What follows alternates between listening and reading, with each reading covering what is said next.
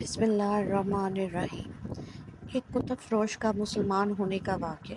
امام قرطبی نے سند متصل کے ساتھ ایک واقعہ امیر المومنین مامون کے دربار کا نقل کیا ہے کہ مامون کی عادت تھی کہ کبھی کبھی اس کے دربار میں علمی مسائل پر بحث و مباحثے اور مذاکرے ہوا کرتے تھے، جس میں ہر اہل علم کو آنے کی اجازت تھی۔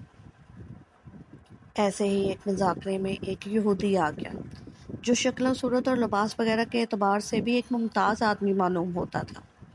پھر گفتگو کی تو وہ بھی فصیح و بلیغ اور عاقلانہ گفتگو تھی۔ جب مجلس ختم ہو گئی تو مامون نے اس کو بلا کر پوچھا کہ تم اسرائیلی ہو؟ اس نے اقرار کیا۔ مامون نے امتحان لینے کے لیے کہا کہ اگر تم مسلمان ہو جاؤ تو ہم تمہارے ساتھ اچھا سلوک کریں گے۔ اس نے جواب دیا کہ میں تو اپنے اور اپنے آباء و اجداد کے دین کو نہیں چھوڑ سکتا۔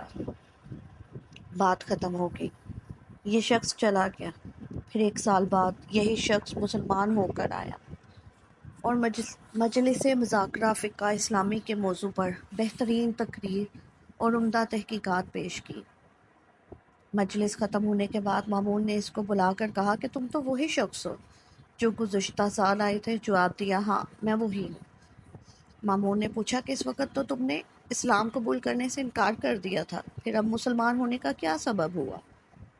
اس نے کہا، میں یہاں سے لوٹا تو میں نے موجودہ مذہب کی تحقیق کرنے کا ارادہ کیا۔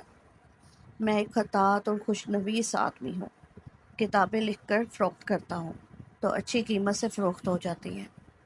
میں نے امتحان لینے کے لیے تورات کے 3 نسخے کتابت کیے، جن میں بہت سی جگہ اپنی طرف سے کمی بیشی کر دی، اور یہ نسخے لے کر میں کنیسہ میں پہنچا۔ یہودیوں نے بڑی رغبت سے انہیں خرید لیا۔ پھر اسی طرح انجیل کے 3 نسخے کمی بیشی کے ساتھ کتابت کر کے نصرہ کے عبادت خانے میں لے گیا۔ وہاں بھی عیسائیوں نے بڑی قدر و منزلت کے ساتھ یہ نسخے مجھ سے لے لیے۔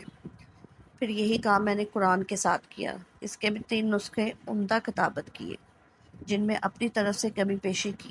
ان کو لے کر جب میں فروخت کرنے کے لیے نکلا تو جس کے پاس لے کے گیا اس نے دیکھا صحیح بھی ہے یا نہیں۔ جب کمی بیشی نظر آئی تو اس نے مجھے واپس کر دیا۔ اس واقعے سے میں نے یہ سبق لیا کہ یہ کتاب محفوظ ہے اور اللہ تعالیٰ ہی نے اس کی حفاظت کی ہوئی ہے، اسی لیے میں مسلمان ہو گیا۔ سبحان اللہ۔